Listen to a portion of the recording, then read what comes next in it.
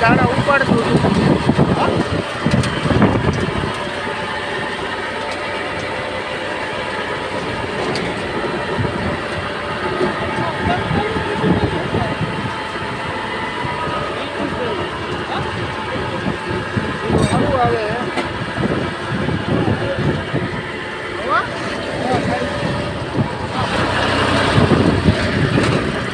ટોલીમાં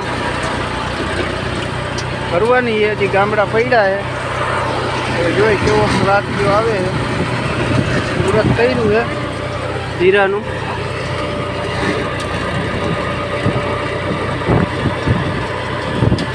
પૂરો માલ છે.